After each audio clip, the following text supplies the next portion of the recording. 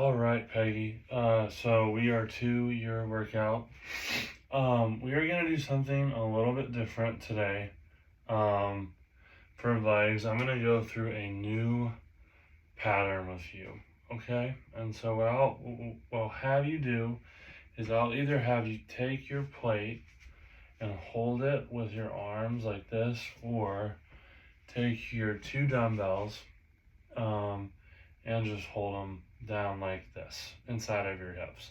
But what we're going to do is called a sumo deadlift. And basically all a sumo deadlift is if you're gonna be picking something heavy off the ground, how would you set up? So normally when people want to pick something like heavy up off the ground, their stance is wider. So that's all sumo means. So a deadlift, normally you want your feet right underneath your hips, but the sumo, your stance is a little bit wider, and there is no like a specific distance. Is whatever feels comfortable. So once your stance is wide, you're either going to have the plate up by your chest and hinge over, or I think the dumbbells might actually work better here. They're inside of your stance. You're going to hinge and pull back up. I like, you're free to try whatever. I think that the weights down here might actually work better than the plate being across your chest.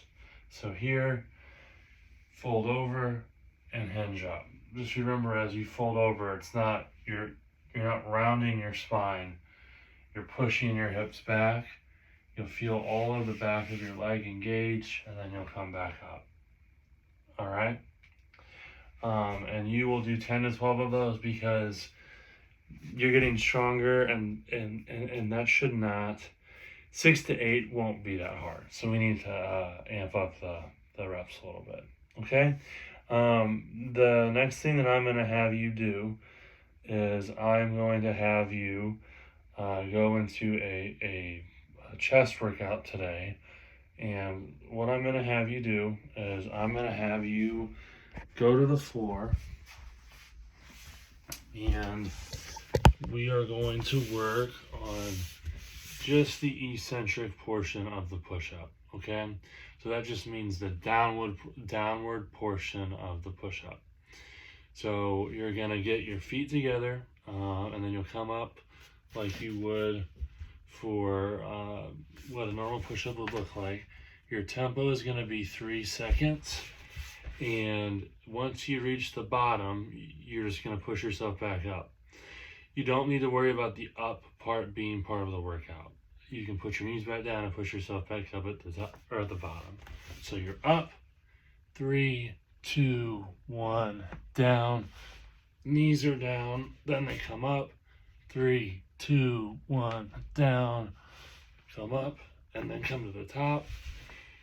And what we're doing there is, because gravity wants to pull you down, we are isolating the movement and making the down a really big important part of the workout. And because of gravity wanting to yank you, it's recruiting a lot of muscles. Okay.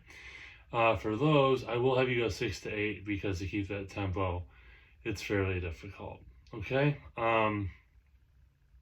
For our back today, I am going to have us do an all-in-one exercise. So I'm sorry, back and core. It's going to be our bear crawl hold. So you're going to have your knees underneath your chest. You're going to come up into your good bear crawl position. So that means that as you come up, your back is level, and you are going to alternate hands. And so to do that, your lats and your core need to be stable on one side as the other side is pulling up. And I'll have you do 10 to 12 of these. So good bear crawl position. Try to keep that back as level as you can as you switch. So right would be 1, left would be 2, 10 to 12 of those.